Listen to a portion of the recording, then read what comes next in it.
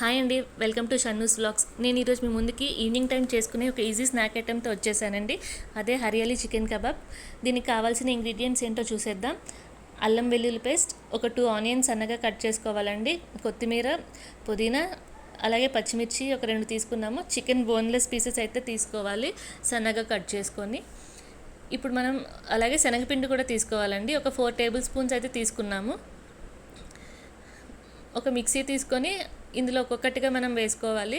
ముందైతే చికెన్ వేసుకున్నాము, అలాగే పుదీనా, పచ్చిమిర్చి వేసుకోవాలండి. 2 పచ్చిమిర్చి అయితే సరిపోతాయి, ఎందుకంటే కారం కూడా వేసుకుంటాం కాబట్టి.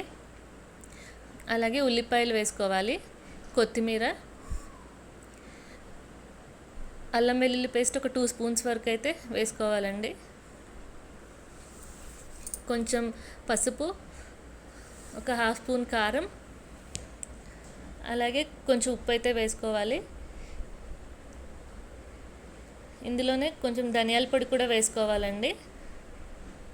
అలాగే ఒక 1/2 స్పూన్ వరకు గరం మసాలా కూడా వేసుకోవాలి.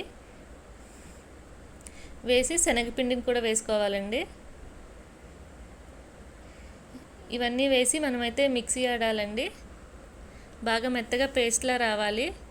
చూసారా, ఈ విధంగా అయితే మనం మిక్సీ ఆడాలి.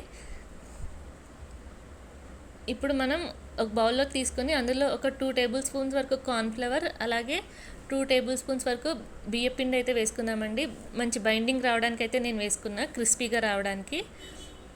చేతిలో కొంచెం ఆయిల్ అయితే వేసి మనమైతే దీన్ని ఓవెల్ షేప్లో అయితే చేసుకుందాం, అంటే కబాబ్ షేప్స్లోనండి. ఒక్కొక్కటిగా తీసి కొంచెం ఆయిల్ వేసి షాలో ఫ్రై అయితే చేసుకున్నామండి, డీప్ ఫ్రై అయితే చేసుకోలేదు. సో నెమ్మదిగా ఒక్కొక్కటిగా తీసుకొని వేసుకున్నాం.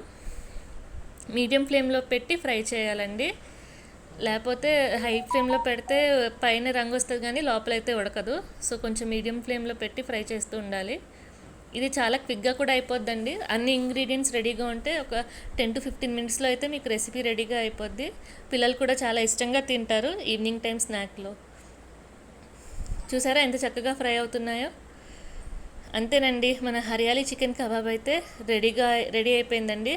మీరు కానీ టమాటా కెచప్తో కానీ మయోనీస్తో కానీ తిని చూడండి, చాలా బాగుంటుంది.